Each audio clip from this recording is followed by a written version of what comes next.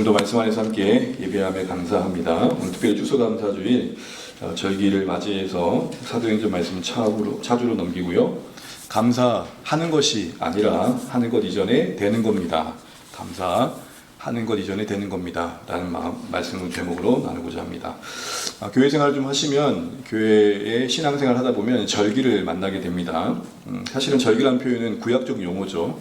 그래서 우리 기념일, 기념주일 이렇게 말하자고 하는 분들도 계십니다. 어떤 표현이든 간에 성경의 구약의 절기는 단순한 행사가 아니었습니다. 하나님께서 이스라엘 백성들 가운데 그 역사의 시간 속에서 그들에게 남기신 흔적들을 되새기는 시간이었습니다.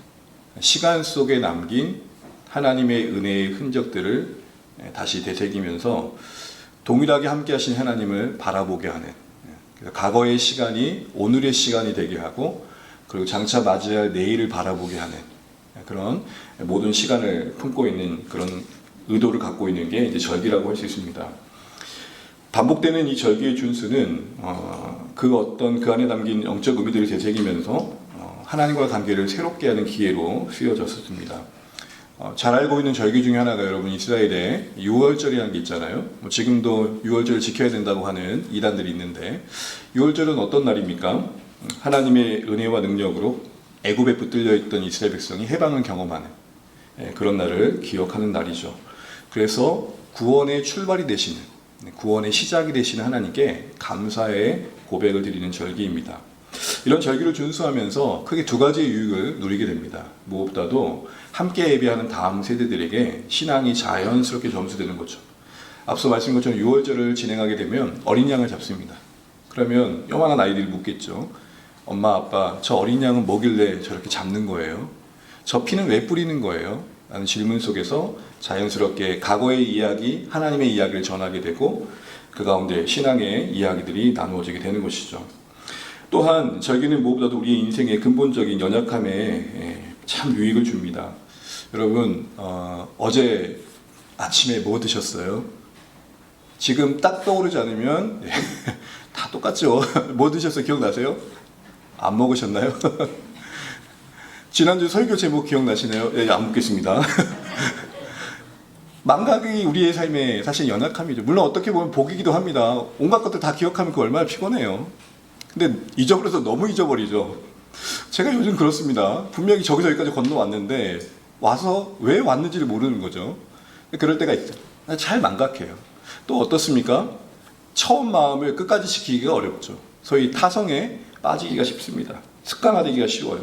그래서 반복되는 절기는 그 내용 자체는 반복이지만 그것을 마주하는 나는 이전에 나의 새로운 마음을 회복하는 은혜의 기회가 되는 것이죠. 추수감사들도 그런 측면에서 보게 되면 하나님 중심의 감사의 신앙을 돌아보게 하는 그런 기회가 됩니다. 특별히 추수감사절 그러면 사실 오늘 현대를 사는 성도들에게는 사실 와닿지 않습니다. 여러분이 씨를 뿌리고 그래서 이렇게 곡식이 나고 과일을 이렇게 추수하는 그런 걸 직접적으로 하는 분 혹시 텃밭 가꾸십니까? 그런데 텃밭 가꿨다고 추수감사절 지키는 건 아니잖아요. 어쨌든 지금 우리 시대는 많이 농사로부터 멀어져 있습니다. 그러나 이제 추수라고 할 때는 그런 좁은 의미에서만 생각할 건 아니겠죠. 우리에게 허락하신 모든 것, 그 다시 한번 돌아보면서 그곳에 닿아 있는 하나님의 은혜, 다른 말로 하나님의 신실하심, 돌보심, 공급하심을 기억하고 그 안에 담긴 은혜를 오늘 우리의 것으로 다시 은혜로 우리를 연결시켜서 그 은혜를 흘려보내는 그 나눔의 절기가 이 추수감사절입니다. 그래서 이 추수감사절의 가장 중요한 키워드 중에 하나는 기억입니다. 기억. 여러분 잘 아시겠지만 영어로 감사는 thank you. 심각하다는 뭐죠? sink죠. 그래서 sink가 싱크에서 왔다라고 말하는 분들도 계십니다. 기억하지 않으면 의미 없이 흘러갈 시간에 불과한 일들이 기억 속에서 다시 한번 하나님 앞에 되새겨져서 하나님에 대한 예배가 되는 시간, 하나님을 만나는 기회가 되는 것, 이런 것이죠. 그래서 여러분도 가끔 흘려보내고 나니 잊혀졌던 것들을 우연이라도 다시 마주하게 됐을 때 여러분 어떤 생각이 드세요? 이런 일도 혹시 있지 않으세요? 우연히 책을 정리하는데 거기에 5,000원짜리나 10,000원짜리 껴있는 거예요. 여러분 어떠세요? 여러분 그때? 할렐루야. 아, 감사해요. 그러다가 또 넘겨보니까 누군가가 생일 카드에 적었던 메모지 몇 줄이 담긴 편지가 있는 거예요. 너무 따뜻한 글이 우리의 마음 오늘 어떻게 하죠? 다시 그때의 기억으로 소환시켜서 아, 그래, 이런 경력 속에 내가 여기까지 왔지. 보이는 건 그들의 손길이지만 그들 이면에 나의 부족한 인생을 붙드시는 하나님의 은혜였지. 이렇게 기억을 소환하고 하나님 앞에 다시 감사의 제목으로 삼아서 우리의 마음을 새롭게 해가는 것, 이게 바로 추수감사주일입니다. 그래서 이 절기를 추수감사주뿐만 아니라 보게 되면 가장 중요한 게 이제 감사와 연결되는 부분이 있는데요. 왜냐하면 감사는 신앙의 열매이기 때문입니다. 신앙은 하나님을 인정하는 겁니다. 신앙은 하나님 앞에 사는 겁니다. 그 하나님과의 관계 속에서의 존재입니다. 그래서 이 감사가 다시 강조되는 이유는 진짜 감사는 하나님과의 관계 속에서만 열매 맺을 수 있기 때문이고, 그럼 모든 절기들은 그래서 하나님과의 관계를 점검하고 거기서의 열매로 감사를 맺게 하는 그런 모습들을 보여주고 있는 것입니다. 감사의 본질이 하나님께 시선을 두는 데서 시작된다는 것을 알게 하는 것이죠. 그래서 여러분 신명기 8장 11절에 보게 되면 가나안 땅, 강야 2세대가 새로운 땅을 들어가기 앞서서 하나님께서 그들에게 당부하셨던 중요한 것 중에 한 가지가 신명기 8장 11절에 나옵니다. 우리 같이 한번 읽어보겠습니다. 시작. 내가 오늘 내게 명하는 여호와를 잊어버리지 않도록 삼가할지어다. 아멘. 신명기는 세 가지 동사로 정리가 됩니다. 기억하라, 순종하라, 기대하라. 기억이라고 할 때는 하나님께서 그들 가운데 행하셨던 일들이겠죠. 특별히 강야 2세대는 부모 세대가 죽고 난 뒤에 태어났기 때문에 출애굽을 직접적으로 경험한 게 아니라 들어서 아는 사람들이란 말이에요. 여러분 직접 본 것과 들어서 아는 것과 뭔가 더 생생하고 오래가요? 아무래도 본 거겠죠. 그러다 보니까 강야 2세대는 더 깊이 이 말씀을 새겨야 했습니다. 특별히 율례를 지켜라, 법도를 지켜라 이런 것은 그 안에 절기도 포함되는 거죠. 그러니까 이 말씀대로 보자면 절기를 지키게 하신 목적은 뭐예요? 누구를 잃어버리지 않도록, 하나님을 잃어버리지 않도록 하는 겁니다. 오늘날도 마찬가지입니다. 근데 이런 걸 전제로 해볼 때 오늘 우리가 특별히 추수감사들을 통해서 감사라는 제목들을 통해서 감사를 어떻게 하는 게 정말 하나님 앞에 합당한 것인지 생각해 보려고 합니다. 일단 감사를 생각해 보게 되면 저는 이런 생각이 먼저 듭니다. 감사를 너무 지나치게 강조할 때가 있더라고요. 목사님 감사를 강조하는 게 당연하죠. 가만히 좀 들어보세요. 감사의 행위를 지나치게 강조하다 보니까 미묘하게 감사의 원래 목적에서 벗어나는 경우들이 종종 있더라는 것입니다. 감사가 강조되다 보니까 아이고 감사해야지. 여러분 그거 절대 틀린 말 아닙니다. 그런데 그걸 받아들이는 당사자가 감사에만 초점을 두다 보니까 그게 하나의 의무가 되어버리고 결국 형식화되는 쪽으로 가더라는 거예요. 감사하는 걸로 끝나는 거예요. 두 번째는 이게 여러분 어떠시면 저는 그런 경험을 해봤는데 감사해야 된다는 게 저희 너무 힘들게 하는 거예요.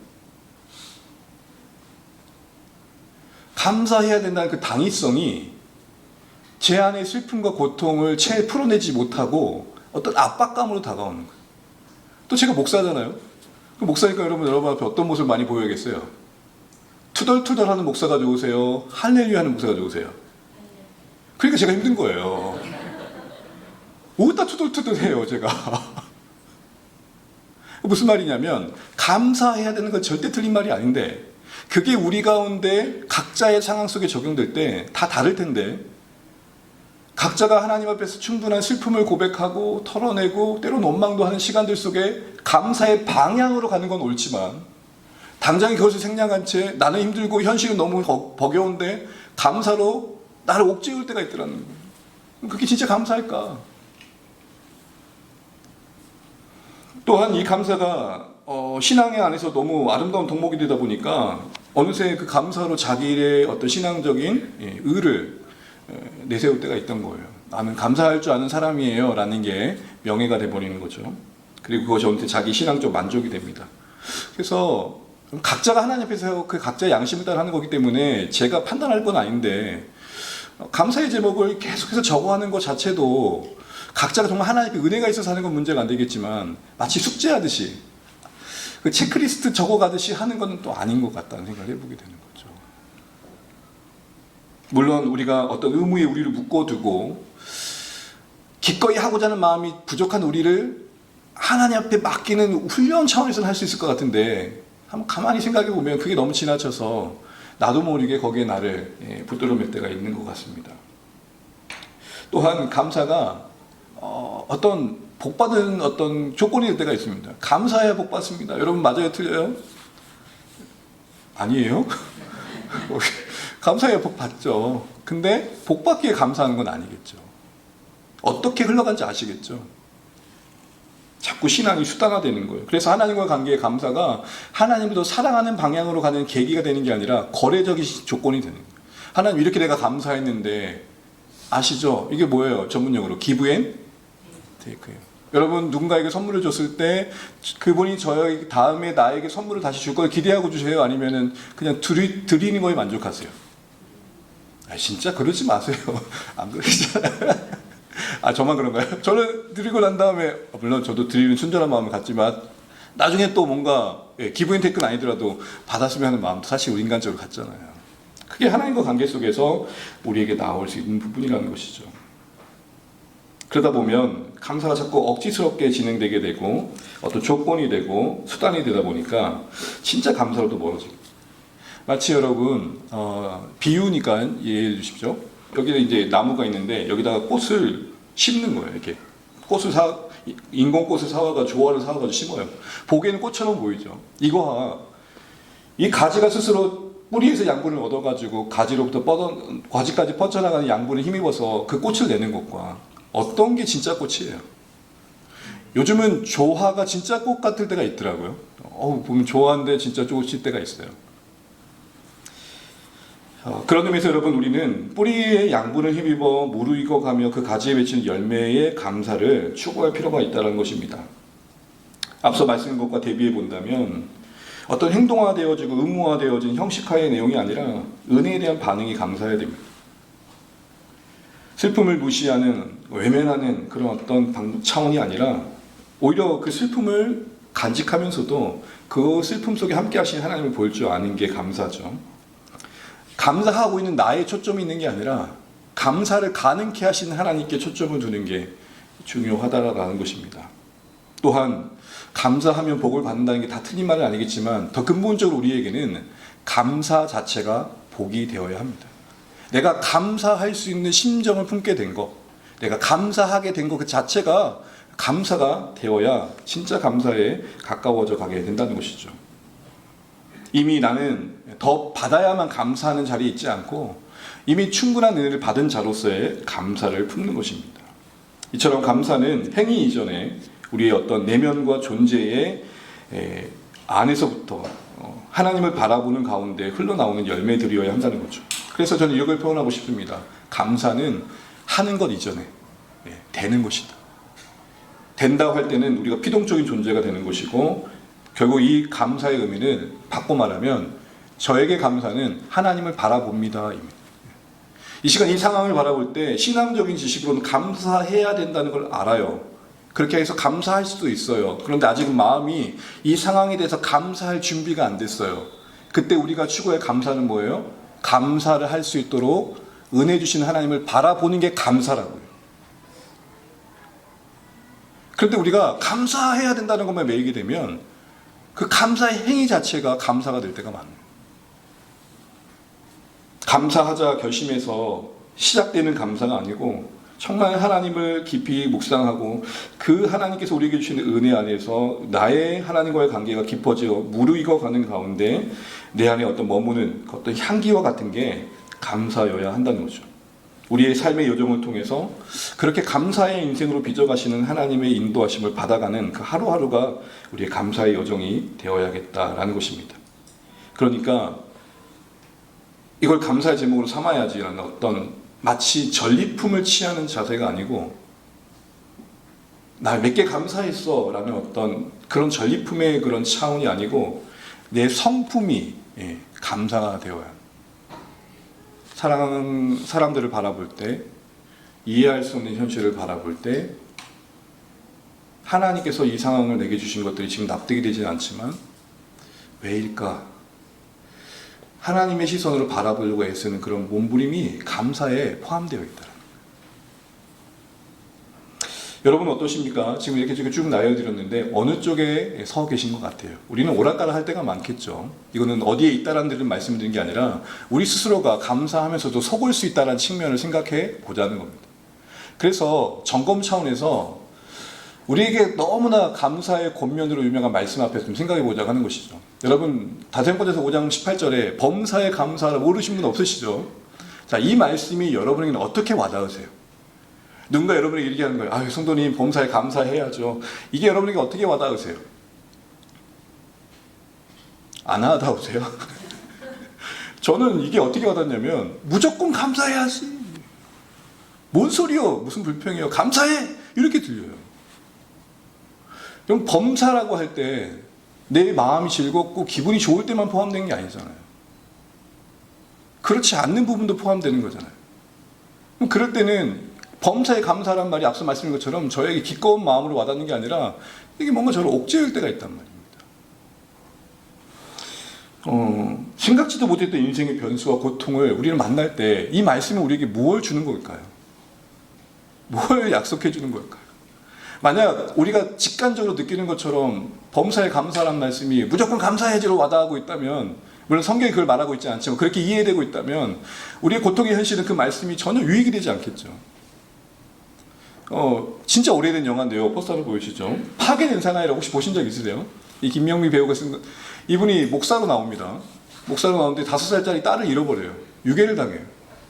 그래가지고 폭주하는, 목사를 내려놓는 그런 영화예요. 제가 이거를 그때 당시에 보고 되게 많은 생각들을 했었어요. 제가 지금 목사인데요. 생각지도 못한 인생의 일들을 당했다고 생각해 보시죠. 만약 진짜 이런 일이 있으면 안 되겠지만 사랑하는 이들을 다 이렇게 범죄의 희생양으로 잃어버리게 되고, 저 괜찮을까요? 파괴된 염기용 되지 않을까요? 이런 일이 절대 일어나면 안 되겠지만 우리 삶이라는 게 선택의 결과는 분명 아니잖아요. 제가 극단적인 예를 든지 모르겠지만 이런 현실을 안고 있는 우리에게 범사에 감사라는 것은 때론 너무 곤욕스러울 때가 있더라는 거예요. 이 권면하고는 바울은 인생을 전혀 모르는 걸까요? 고난을 모르는 선무당이 한 얘기일까요? 현실을 외면한 비현실적 낙관주의자, 그게 바울일까요? 낭만만을 추구하는. 근데 여러분, 바울은 절대 이 현실을 외면하지 않습니다. 현실을 외면한 권면한 게 아닙니다. 여러분, 누구보다도 바울의 생애를 보십시오. 온갖 옥고를 치르고 매를 맞고 진짜 이런 고생을 하는 인생이 있을까 할 정도로 힘겨운 삶을 사역 가운데 경험하잖아요. 그래서 죽을 위기를 몇 번씩 겪고 사자의 밥이 될 만한 시간들도 있었다고 얘기를 하지 않습니까? 온갖 고생을 다 했어요. 그런 그가 범사에 검사라고 한다는 것은 우리가 생각할 수 있는 것처럼 고난을 모르는 사람이라고 말할 수는 없다는 거예요. 고난을 모른 채 한 말은 분명 아니라는 것입니다. 바울의 감사라는 게 현실의 고통에 던져진 우리의 삶을 외면한 채 모든 것을 좋게만 봐라, 긍정적으로만 봐라, 하나님 도우실 테니까 잘 될 거야, 이렇게만 보라고 말한 건 분명 아니라는 것입니다. 그럼 뭘까요? 결론부터 말씀드리자면 이 범사에 감사라는 것은 무조건 감사해가 아니라 우리의 감사의 근원이 하나님께로 와야 된다는 전제 속에 본다면 이렇게 바꿔 이해하는 게 옳습니다. 모든 상황 속에서 하나님을 보려고 노력해라. 뭐라고요? 모든 상황 속에서 하나님을 보려고 노력해라. 이게 감사예요. 그게 범사에 감사라는 바울의 권면의 의중이에요.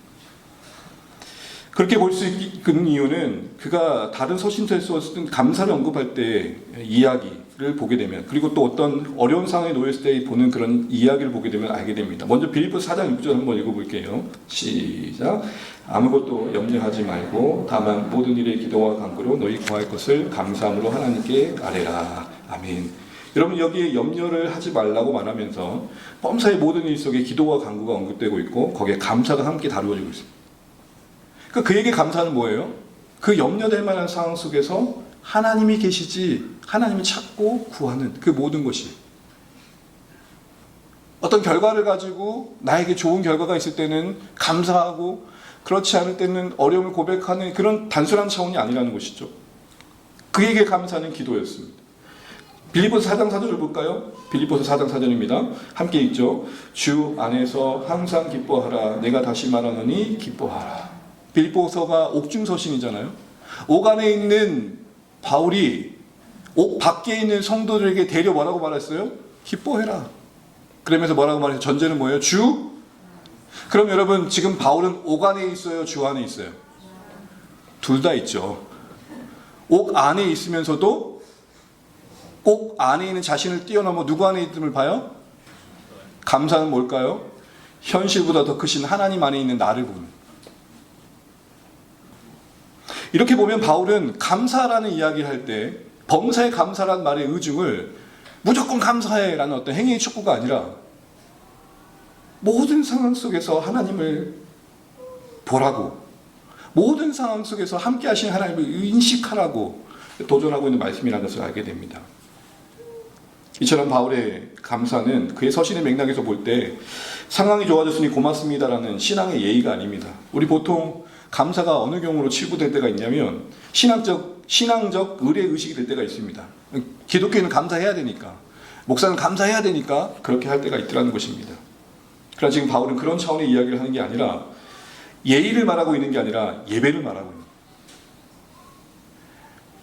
기독교인이니까 감사해야지라는 어떤 예의 차원의 이야기가 아니고 모든 것 가운데 모든 것이 하나님이 함께 하시니 하나님을 바라봐야 하는 예배를 말하고 있다고요. 바울이 말하는 감사는 신앙적 예의가 아니라 예배였다. 상황의 변화보다는 그렇게 시선의 변화가 그에게 감사였고 하나님과의 관계의 열매가 감사였고 고통의 현실을 포함한 모든 상황 속에서 하나님이 나와 함께 하심에 대한 신뢰의 시선이 감사였고 상황이 좋아져서가 아니라 지금 이 상황 속에서도 하나님은 더 크신 뜻을 갖고 있다는 믿음을 가지고 있는 그 시선이 감사였습니다. 오늘 말씀을 오게 되면 우리가 읽은 범사의 감사라도 그런 차원에서 얘기되고 있습니다. 여러분 보통 우리는 범사에 감사라는 거 알아요. 그 뒷 말씀을 사실은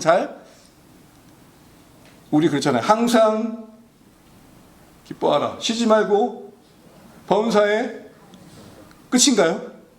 성경은 어디까지 나가고 있죠? 이 모든 것은 그리스도 예수 안에서 당신들을 향한 하나님의 뭐다? 여기에 방점이 있는 거예요. 사실은 기뻐해라, 기도해라, 감사해라 보다 더 중요한 것은 이 모든 명령을 아우르고 있는 전제가 더 중요하다는 겁니다. 그 전제는 뭐예요? 너희는 예수 안에 있다. 아멘.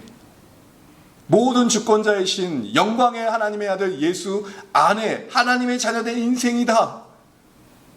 이 귀한 사실에서부터 그들의 감사를 격려하고 있고 그 가정에 기도가 있으며 기쁨이 있는 거예요. 독립적으로 이 세 단어를 어떤 행위 차원에만 끌어오게 되면 우리에게 이렇게 와닿아요. 아이고 쉬지 말고 기도해야지. 아이고 기뻐해야지. 감사해야지. 그게 아니라니까요. 이 세 동사를 뭐가 울타리처럼 안고 있다고요? 이것은 그리스도 예수 안에서 너희를 향하신 하나님의 뭐다?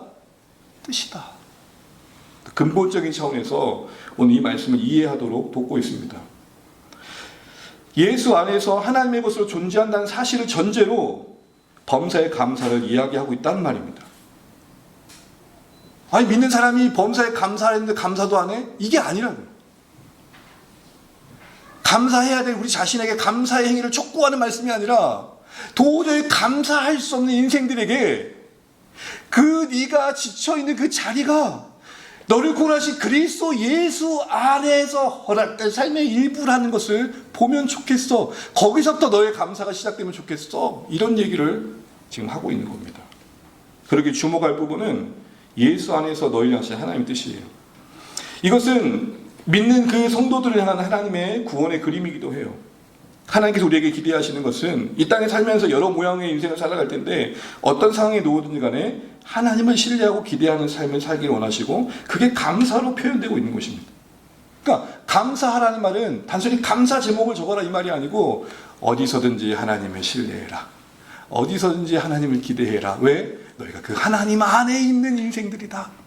그런 이야기를 지금 말씀하고 있습니다. 그러면서 또 하나의 하나님 뜻의 의미는 뭐냐면 하나님 뜻의 양면성은 뭐냐면 이게 하나님의 너희를 향한 계획이 뿐만 아니라 하나님은 그 뜻을 의지를 가지고 그걸 너희 가운데 이루실 거야 라고 이야기를 하고 있는 겁니다. 이렇게 되면 조금 하나님 일하시기 이해가 되는 게, 왜 우리에게 원하는 것을 그때그때 주시지 않고 좀 마치 밀당이라도 하듯이 우리에게 좀 더 괴로움을 더하신 쪽으로 갈까요? 여러분, 너무 쉽게 이루어진 것들의 감사는 감사일까요? 어떤 청년이 평생 알바 한 번 안 하다가 대학교 가서 알바를 했대요. 그날 하루 와가지고 엄마 아빠한테 인사가 달라지더라고요. 어떤 의미일까요? 1,000원 한 장 버는 것도 만만치 않다. 하나님과 관계 속에서 무엇을 주고 받고의 관계로 우리가 하나님을 이해하게 되면 그 자리에 가질 없겠죠. 근데 하나님은 우리는 어디까지 있기를 원하시냐면 무엇도 없는 그 상황 속에서 하나님의 신뢰하고 기대하는 자리까지 가기 원하시고 그걸 감사로 표현하고 계시는 겁니다. 특별히 여러분, 우리가 읽은 이 데살로니가서 5장 16, 18절을 그렇게 볼 수 있는 이유 중에 하나는, 항상 기뻐하라, 쉬지 말고 기도하라, 범사에 감사하라가 별개의 세 개의 문장으로 되어 있는 것 같지만, 여러분 여러 주석들과 해석서를 보게 되면, 그리고 이 맥락상 원문의 구조를 보게 되면 이거는 한 단락이고, 이는 너희를 향하신 하나님의 뜻이라는 것 사실이 묶여있다라고 해석이 됩니다. 그 무슨 말이에요? 5장 18절에만 감사해라, 이건 너희를 향한 하나님의 뜻이라만 되어 있는 것 같처럼 보이지만 실제적으로는 그것이 어디에 적용된다고요? 쉬지 말고 기도하라, 항상 기뻐하라도 너희를 향하신 하나님을 뭐다? 뜻이다.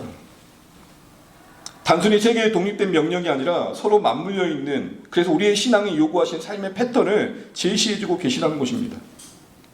너희를 향하신 하나님의 뜻이다가 단지 마지막 감사에만 묶여있는 게 아니라, 적용되는 게 아니라 기도에도, 그리고 기뻐하는 것에도 포함되어 있더라는 것이죠. 이렇게 보게 되면 범사에 감사라는 것은 어떤 과정을 거친 열매임을 보게 됩니다. 이런 거죠.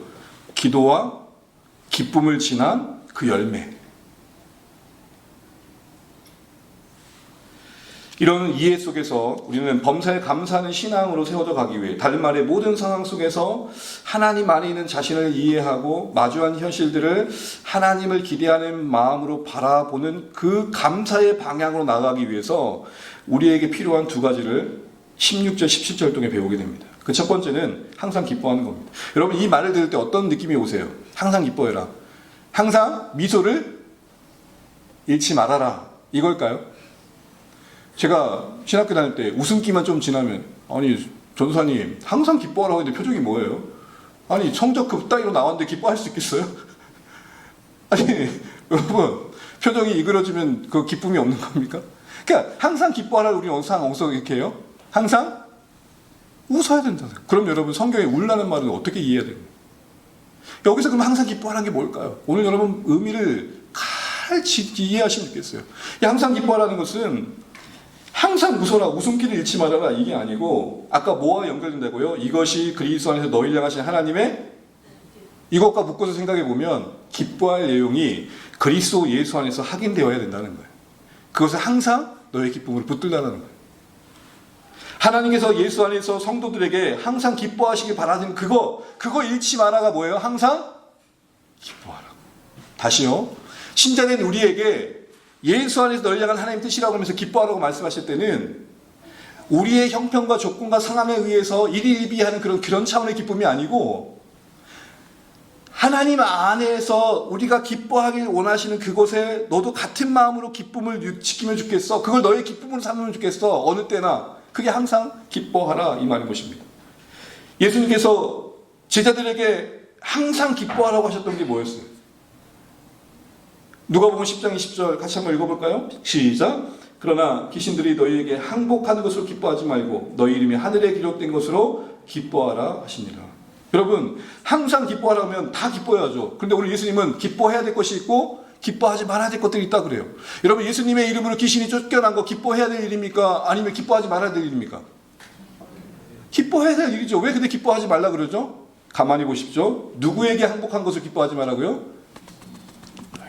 여기서 보시겠죠. 이 기쁨의 미묘한 그 하나의 그 인간의 탐욕이. 여러분, 제가 설교를 은혜롭게 해서 여러분에게 은혜를 끼치면 기뻐해야 될 일입니까? 괴로워해야 될 일입니까?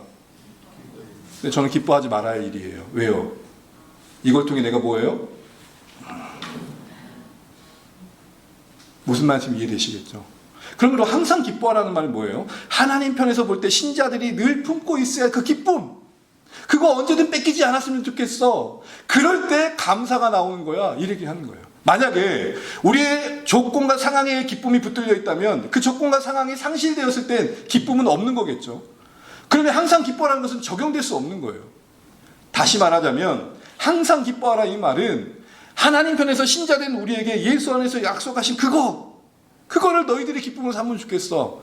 오늘 그 답을 누가복음 10장 20절에 뭐라고 그래요? 너희 이름이 어디에 기록된 걸 기뻐하라고요? 하늘에 기록된 것으로. 하나님은 성도들이, 이 땅의 우리의 주의 백성들이 항상 기뻐해야 되길 원하시는 게 뭐냐면 천국이 약속된 하나님의 자녀된 신분을 기뻐하기 원하시는 거예요. 우리가 살아가다 보면 나름의 성취가 있고 성과가 있어 기쁠 수 있어요. 뿌듯할 수 있어요. 뭔가 전망이 좋아요. 기쁠 수 있어요. 그런 차원의 기쁨을 항상 기쁨의 내용을 삼으라는 게 아니라 그 어떤 상황에서도 도저히 뺏길 수 없는 영원한 기쁨이 있는데 그거 놓치지 마. 그게 뭔지 알아? 하나님의 자녀된 거. 하나님의 사랑받는 인생 된 거. 영원하신 하나님이 너희들의 하나님이 되신 거. 잠시 우리에게 기쁨을 주는 것에 취해서 교만하지도 말고 기뻐할 거 없다는 것 때문에 낙심하지도 마. 우리의 존재를 영원히 품으셔서 영원한 하나님 나라까지 인도하실 하나님이 너희의 아버지 되시는 것, 영광의 하나님 되시는 것, 그 하나님의 자녀됨의 기쁨을 항상 기뻐할 기쁨으로 삼으면 좋겠어. 이렇게 얘기하는 거죠. 그러므로 항상 기뻐하라는 것은 어떤 조건과 상황이 만족된 감정적 기쁨이 아니라 복음 안에서의 그 존재됨의 기쁨입니다. 내가 뭔가를 소유함으로의 기쁨이 아니라 하나님이 나를 소유하고 계심에 대한 기쁨입니다. 예수 안에서 죽을 내 운명이 하나님 나라에 갈 운명이 된 그 구원받음에 대한 확신, 그 주님이 나의 구원자이실 뿐만 아니라 나를 통치하신다는 사실의 기쁨, 죄인되었던 내가 하나님의 자녀로 평안을 얻게 된 기쁨, 하나님의 구원받은 자녀로서의 그 행복과 가치, 그것이 만든 밝음, 이게 항상 기뻐하라는 거예요. 우울한 일이 있고 슬픈 일이 있지만 그 모든 걸 뛰어넘는 가치인 하나님의 자녀됨의 기쁨으로 모든 걸 비추어서 이겨내가면 좋겠어. 그럴 때 만들어진 게 감사야. 이렇게 얘기를 하는 거예요. 현실은 고아와 같은 현실이지만 내가 마음에 품고 빼앗기지 않은 기쁨 중에 하나는 나의 현실과 상관없이 나는 하나님의 자녀야. 나는 하나님의 백성이야. 이것 때문에 버려진 것 같은 현실을 타개하고 영광의 하나님이 나를 보고 계시다는 사실에 그 삶을 붙들어매고 살아내고 애쓰려고 하는 거, 거기서 만들어진 감사, 이걸 우리에게 요구하고 계시는 겁니다. 무엇에도 어떤 경우에도 나는 하나님의 사랑받은 자요, 잃어버린 자가 아니라 구원받은 자요, 영광의 하나님 나라 약속받은 자요라는 정체성에서 흘러나오는 그 기쁨. 세상 억만장자가 된다 할지라도 죽어 지옥 가면 어떡해, 이런 생각을 할 때마다 아무것도 없는 인생이지만 그래도 하나님 나라 간다는 사실에 그 오늘의 기쁨으로 오늘의 결핍을 이겨내고 내일의 불안을 감당해내는 바로 그 기쁨, 그게 바로 항상 기뻐하는 기쁨입니다. 온갖 것을 겪는 인생 속에서 항상 기뻐라는 이 말씀의 의미는 뭐냐면 예수 안에 있는 우리 됨, 하나님의 사랑받은 자매됨의 감격 속에서 그 모든 인생을 이겨낼 수 있는 사람 되면 좋겠어. 이게 바로 기뻐하라는 말이에요. 요한에서 3장 1절에 그래서 항상 기뻐하라는 말씀을 듣는 성도들에게 이렇게 이야기를 합니다. 같이 한번 읽어볼까요? 보라, 아버지께서 어떠한 사랑을 우리에게 베푸사 하나님의 자녀라 일컬음을 받게 하셨는가. 우리가 그러하도다. 고난받고 있는 성도들에게 우리가 누구인가를 다시 한번 이어줍니다. 사도 요한은 성도들에게 이렇게 말합니다. 하늘 아버지께서 우리를 어떤 사랑으로 사랑하셔서 자녀 삼는 걸 기억해라. 그래서 단순히 우리가 죽어 천국 가는 것만이 아니라 우리를 책임져 주시는 아버지시다. 그 영광의 하나님이 우리의 아빠, 아버지가 되셨다. 그 기쁨 속에서 인생의 고난들을 이겨낼 줄 아는 감사의 인생 되면 좋겠다. 이게 오늘 항상 기뻐하라가 감사와 묶여있는 이유입니다. 두 번째는 쉬지 말고 기도하라입니다. 쉬지 말고 기도하라는 것은 그 하나님과 자녀됨의 관계 속에서 하나님께 늘 나아가는 적극성을 말합니다. 우리가 예수 안에서 하나님 자녀 되어 누릴 수 있는 은혜가 뭡니까? 그 하나님을 아버지로 부르는 것을 그냥 형식적으로만 그러는 게 아니라 언제나 찾아갈 수 있고 언제나 가까이 할 수 있다는 것이죠. 그렇게 단순히 기도하라는 말이 아닙니다. 기도의 요청이 아니라 하나님과 의식적으로 사귀면 좋겠다, 이 얘기를 하는 것입니다. 하나님을 의식하며 살아가는 지속적인 상태, 그 끊임없는 의식적으로 하나님을 의지하는 마음의 자세, 그게 바로 쉬지 말고 기도하라는 거예요. 자, 그렇게 보면 여러분 두 가지가 정리가 됩니다. 하나는 복음 안에서 내가 누구인지를 아는 지식, 그리고 실제적으로 삶 속에서 그 하나님을 아버지로 누리며 사는 사귐의 삶, 나의 정체성과 매일같이 하나님과 교제하는 사귐 속에서 우리는 감사의 인생에 대해야 필요한 성품들이 빚어져 간다는 거예요. 여러분 그런 경험 있으십니까? 땡땡 얼어붙은 초에다가 불을 붙였어요. 그럼 잘 붙어요, 안 붙어요? 저는 안 붙더라고요. 그런데 꺼졌어. 방금 전에. 붙이면 어떻게 돼요? 왜 그럴까요? 예열된 상태와 그렇지 않은 상태.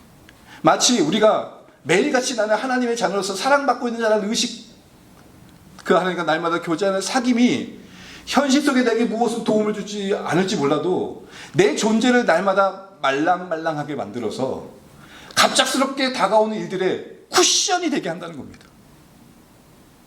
내가 묵상하면서 만났던 하나님에 대한 사랑의 느낌이 교통사고의 차처럼 갑자기 공격해오는 그 차 앞에 다급할 수 없는 내 마음속에 적어도 이런 마음을 지키게 한다는 겁니다. 하나님이 무엇인 뜻이 있으시길래. 그래서 거기서 감사의 근육들이 만들어져 간다. 그러게 여러분, 범사에 감사라는 결론은 하나님의 자녀됨의 기쁨을 늘 묵상하고 천국을 바라보고 그 하나님과 날마다 말씀과 기도로 사귀는 삶의 가정 속에서 내면화되어지고 흘러가게 되어진다는 겁니다. 바싹 마른 그 마음 속에서는 나올 수 없는 거라는 거죠. 만약 그 사람이 감사하고 있는데 그 마음에 은혜가 없다는 것은 그 감사가 진정한 감사가 아니라는 것입니다. 항상 기뻐하고 쉬지 말고 기도하고가 함께 만나 범사의 감사함을 만든 이 그림이 신자들이 이 땅에 살아가는 삶의 모습이라는 것입니다. 날마다 여러분이 하나님의 자녀됨을 확인하고 계십니까? 날마다 하나님을 찾고 구하고 계십니까? 복음의 정체성을 날마다 되새기고 그 하나님을 만나는 관계를 지켜가는 가정 속에 그 사귐 속에 실제적으로 우리 안에 하나님의 은혜가 흘러들어오고 표현되는 게 바로 감사라는 것이죠. 그래서 하나님의 자녀됨을 깨닫는 사람, 날마다 하나님을 묵상하며 사귀는 가운데 세상을 하나님의 관점으로 애써 보는 것을 훈련했던 사람들은 상황 속에서 참된 감사의 방향으로 가는 게 더 용이하다는 것입니다. 그래서 항상 기뻐하고 쉬지 말고 기도하고 그럴 때 범사의 감사, 다시 말해 모든 상황 속에서 하나님을 보는 진정 감사의 방향으로 들어서게 된다, 이 얘기를 하고 있는 것입니다.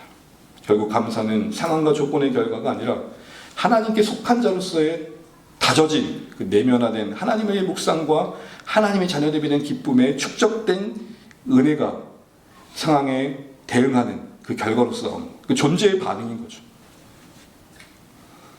특히 여러분 오늘 대성전서 5장은 문맥상 보게 되면 이 오늘 겉면은 예수님의 재림을 한참 이야기한 뒤에 나온 내용입니다.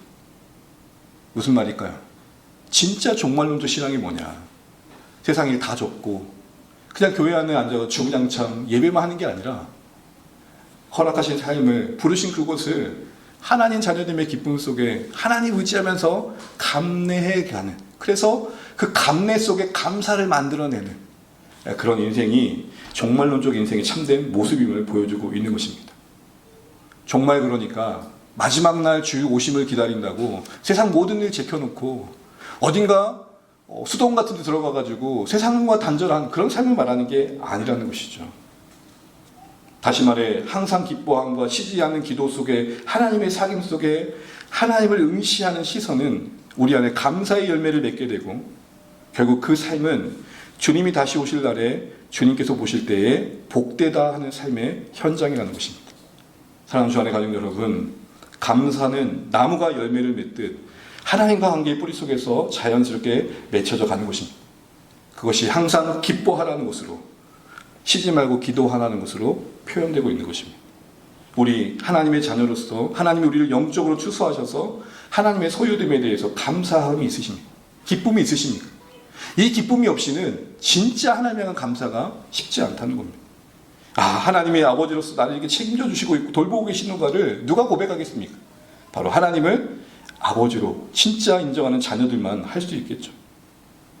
우리가 무언가를 소유하는 것을 넘어서 예수 안에서 하나님 우리를 소유하신 것을 더 크게 여길 수 있는 우리가 되시면 좋겠습니다. 한 이야기를 하고 마치도록 하겠습니다. 어떤 아이가 엄마와 함께 시장에 갔습니다. 아이가 이쁘니까 가게 아주머니가 아이고 애야 여기 사탕 좀 집어가라. 얘가 두 손을 호주머니에 넣고 가만히 있는 거예요. 똘망똘망하게 가만히 있는 거예요. 그러니까 아주머니가 어떻게 하겠어요? 아이고 얘가 부끄러운가 보네 하고 아주머니가 손을 가지고 그냥 이만큼에도 봉지에 담아줘. 가는 길에 엄마가 물어봐요. 야 어른이 얘기하면 네 하고 뒤집어야지 왜 그랬어? 했더니 딱 한마디 하는 거예요. 그 아주머니 손이 더 커.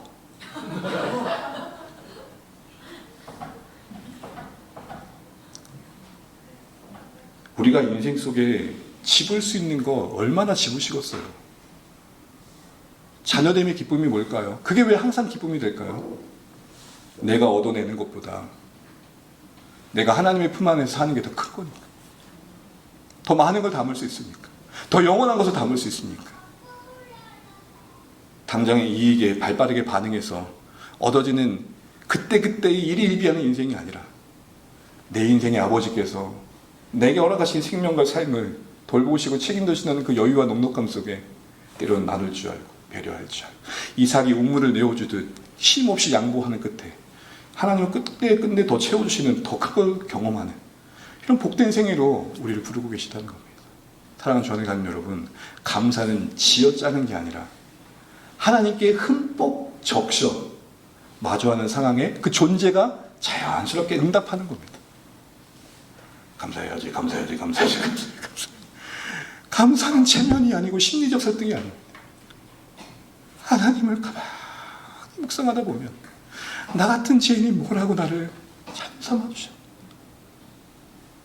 내 인생의 한계 속에 하나님은 크시다는 걸 가만히 바라보면 오히려 그 내려놓음 속에 임하는 자유와 평안이 우리에게 진정한 감사로 더 다가가게 우리를 도와준다는 것입니다.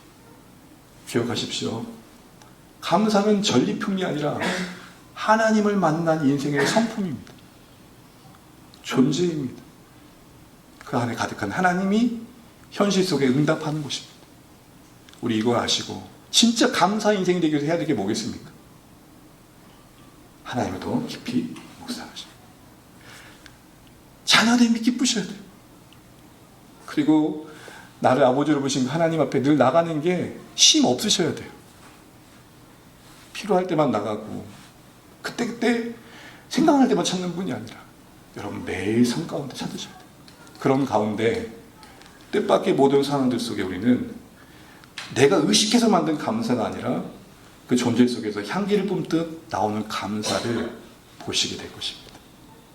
이런 감사의 인생으로 아름답게 빚어주셔서 우리 주님 훗날 오실 때에 여러분 잘 살았다고 칭찬받을 수 있는 복된 인생들 되시기를 간절히 소망합니다.